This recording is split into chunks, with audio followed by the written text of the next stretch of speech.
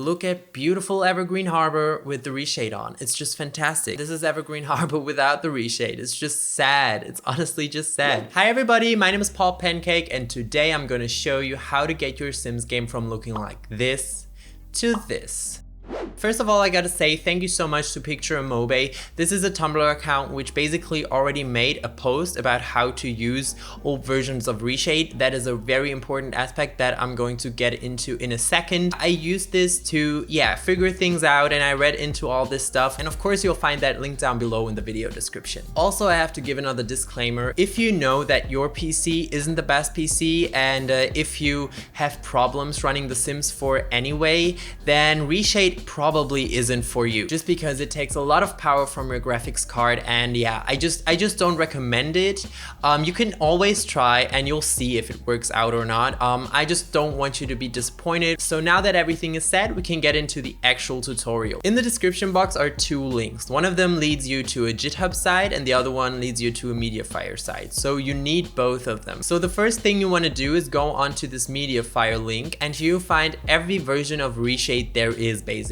And the reason why we're going here and not downloading it from the official ReShade site is basically we're going to install an older version. So don't be afraid, this Mediafire folder doesn't have any viruses or anything. It's just on the official website, you only can download the actual version. Like I think it's something with 4 point whatever, and we don't need that because most of the ReShade presets you're going to download in the future are made with an older version of ReShade. Specifically, you're going to open the site, you're going to ReShade 3.0. Here you're going to want to download the ReShade setup 3.0.8.exe file. So you're going to click on that, another tab is going to open, and you're clicking on download here. So this will save it to your download folder, and we're going to leave it there for a second. Now we're going to open the other link, which is GitHub, and to download this whole thing you're going to go to code and download zip. So this lets you download a zip archive. Once it's downloaded, you're going to go to your usual download folder, and it should look similar to this. And the first thing we're going to do is just click on ReShade setup. This is the actual setup for the software. And so first of all, we got to select the game, which means we click select game. So now this opened, and I'm already in the right folder just because I had previous versions of ReShade installed, and I actually uninstalled ReShade just for this tutorial. But you're going to want to find the folder that your Sims 4 game is installed in. So you're going to do the same thing like me basically,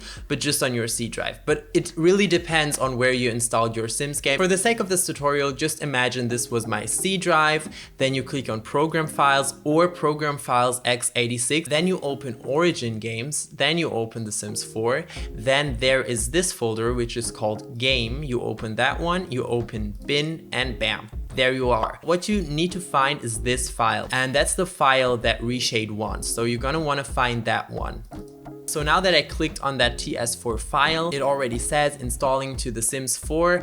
And before it can actually install something, we have to check one of these boxes. In our case, it's going to be Direct3D 9. That's totally fine for The Sims 4. This right here is really important. Now it's going to ask us if we want to download a collection of standard effects. No, we don't want to do that because they're going to be the effects for the newest ReShade version, which is 4 point whatever. But we are trying to install 3.0.8. So we're going to click no.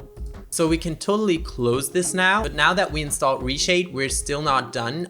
Remember that file we downloaded from GitHub? We're gonna need that now. So first of all, we're going to open the folder that our Sims game is in, the one we selected before while installing ReShade. So here it is, this is the folder. And now we're going to use the second file we downloaded from GitHub called ReShade Shaders. We're going to unzip it because it's like a zip archive.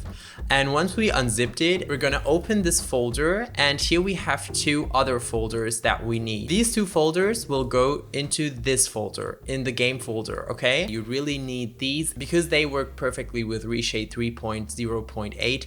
All the other ones will probably cause errors, and that's like, I don't know, that's like a whole annoying thing, so you're not gonna wanna do that. So we do have ReShade now, but we don't have any presets yet. Just to check if it worked, we're going to open our Sims game, and we should like really see in the first few seconds if it worked or not, because it's going to show you a ReShade loading screen. Oh, okay, here you see like it says ReShade. It's like this gray line on the top of your game. If that shows, you're gonna know that you installed it correctly. Okay, so we're in the main menu now, and you're probably going to be like, wait a minute, Paul, this doesn't look like different. This is the same as before. Why did we do all this? Basically because we didn't configure the ReShade settings yet, and we didn't add any presets. So to open this version of ReShade, we're going to press Shift F2. We're just going to quickly do this tutorial. Click continue like I just did. It will force you to click on the plus button. Once you clicked on the plus button, you have to enter a random something into this line. Click enter, click continue, click finish, and then you're done. So we're in ReShade right now. This is basically ReShade. There's just one teeny tiny problem, which is that ReShade doesn't recognize the shaders and textures folders we just added, and we have to change that. So to do that, we're going to go to settings, and here you have the effect search paths and the texture search paths, and we do have to change them because if you look closely, our effects are not in this bin folder. They are in the shaders folder and in the textures folder. By the way, don't get confused. Effects basically is the same thing as shaders in ReShade. So here it says effect, it asks for your shaders folder. So what we're going to do is simply add the shaders and the textures folders to the path. So we just type in a backslash, type in shaders, and we're going to do the same for textures. And to see if it works, we're going to go back to home and click on reload. And basically you see on the top of the screen that it is loading all the different effects we just, basically connected to ReShade. Now it's done, and here you have all the effects we just added to the ReShade folder. Now is the time when you could technically add presets, and we're going to do that in a second. Just let me tell you some other settings that I find are really important. So first of all, we all want to take really pretty screenshots of our Sims to actually take screenshots with ReShade on, because the normal screenshot key in The Sims 4, which is usually C, won't work. You basically have to enter a screenshot key. So for me, instead of print screen, I'm always using F13. So by clicking on the button you want to use to take screenshots, it will automatically, put that button into this line. And from then on, it will always take screenshots once you hit that specific button. So the other thing is the folder you want to save your screenshots in, because right now it will save the screenshots into your Sims folder, and that's kind of annoying. I'm quickly going to create a folder in my pictures folder.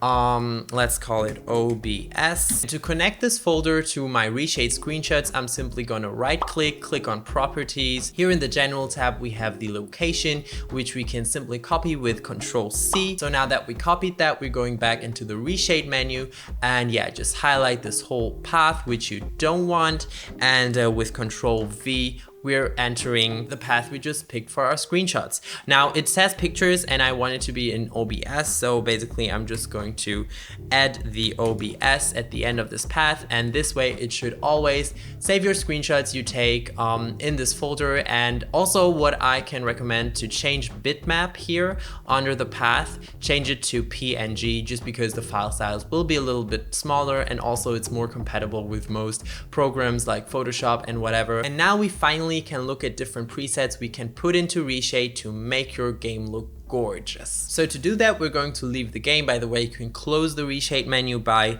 Shift F2, and we're going to go into our browser. So one of the go-to presets I always use is this one by Gabe Sims. It's seriously beautiful, and also it doesn't really make your graphics card work too hard, but still it gives The Sims like a much more colorful and saturated and just, I don't know, beautiful look. I've linked this preset down below, so once you click on this link, you're going to scroll down, and here where it says download, you're going to click on Google Drive and open that in a new tab. Download this file. Here it says that it could probably damage your PC. That is not true. It always says that because it's a specific ReShade file. So if it asks you, just say that you want to keep it. And once you downloaded it, you're going to go into downloads, and here it is. This is the file. Now we're going back into the Sims 4 folder we've been to so many times in this tutorial, and basically we have to place this preset file into this folder. Okay, so we're going to quickly put this in here, and that's it. That way you install the preset. I'm quickly going to add some other presets off screen, but basically now you know how it goes. You can find all these amazing presets on Tumblr,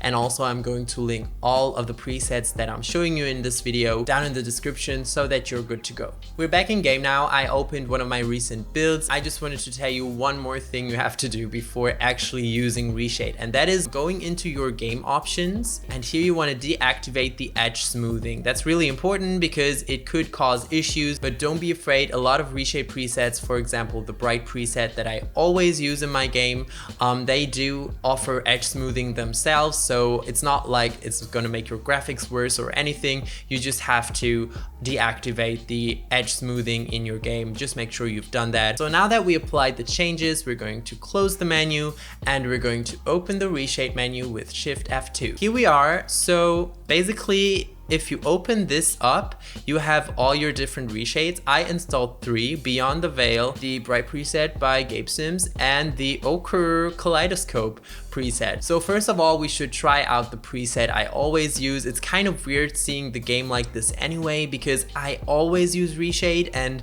I don't know, seeing the game like this may be normal to you, but to me it just looks sad. Like honestly, reshade is such a game changer. I'm going to activate the Bright preset now, and bam, that's it. Doesn't it look pretty? Like, it's so like colorful, and I don't know, like the difference. Like, I'm going to deactivate it for a second. Wow, okay. So activating and deactivating presets works like this. You're gonna open this, click on the preset, bam, and it's on. That's it. And then you just gotta close the menu with Shift F2, and there you got it, the reshade. Look at beautiful Evergreen Harbor with the reshade on. It's just fantastic. This is Evergreen Harbor without the reshade. It's just sad. It's honestly just sad. But with the preset, oh my god, beautiful.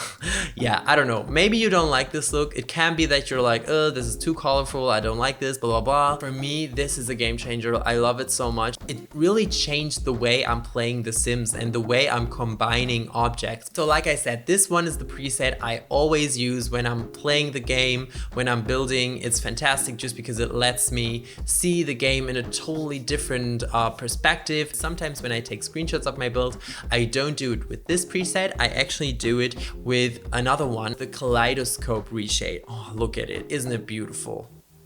Damn. Oh, it's so pretty. It's not as colorful as the other one. Looking at it, it makes it look like so 3D, and it's just, I don't know, crazy to me. Also, see how the background is all blurry and stuff. It's just, it looks so realistic. I love it so much, and it adds so many more shadows to the whole, yeah, environment. The thing is that the game doesn't run as smoothly. That is definitely because this preset consumes a lot of power from your graphics card with all the additional shadowing, and of course also like the blurry background. And see what's like really cool, like if you point the mouse to the background, it's going to be like sharp, it's like in focus, and if you point it on the house will be on focus. So on whatever object you point it, it will focus on that object, which is awesome. Like it basically works like a normal camera. I want to show you a third preset now, which is the Beyond the Veil preset, which is also beautiful.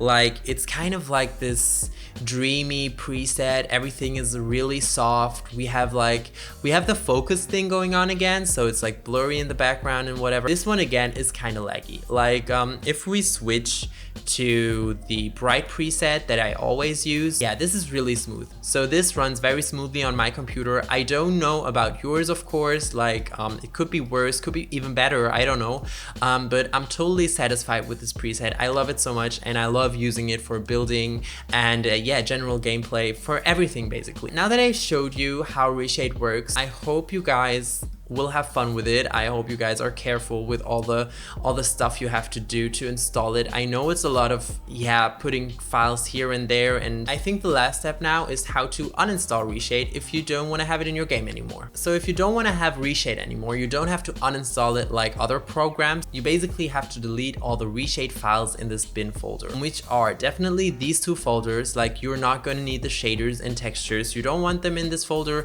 if you don't want ReShade. So you're going to delete delete those. Also, you're going to delete all the presets. So I'm going to delete Beyond the Veil. I'm going to delete Gabe's Bright preset. I'm going to delete the Kaleidoscope preset. And also you want to delete these files that are like D3, D9. Like these D3, D9 files are from ReShade and you don't want them in your game anymore. So you're going to go ahead and delete these two. And now you should have eliminated ReShade from your game. Like it should be gone now. But if that still hasn't worked perfectly, if there's still ReShade in your game, you can always go into Origin and here you have your Sims game. And if you right click on it and hit repair, you can basically repair your game, which means that it resets this whole game folder. And that way you can be 100% sure that ReShade is deleted. Now, don't be afraid, this will not affect your mods or your save files or your screenshot, anything like this. Depending on how fast your computer is, this can take up to like 5 minutes or something. And after it's done with that, you're good to go to live a life without ReShade. It's gonna be a sad life, honestly, but yeah, you can do whatever you want, I guess. So now you know everything there is to know about ReShade, how to install the software, how to install presets, how to uninstall it. I hope that I didn't forget anything, and I hope that I gave you all the information you needed. If there are any questions or if something's still unclear, feel free to ask them in the comments. I will totally get back to you. And yeah, if you like this video, please give me a thumbs up. Subscribe if you haven't already. I'd be super happy if you'd be part of my little pancake community, and ring the bell so you don't ever miss a video of mine. All my social media handles like Twitter and Instagram are down below in the description, so feel free to check that out. Thank you for joining me in today's video, and I hope that we'll get to see each other in the next one too. Bye everybody.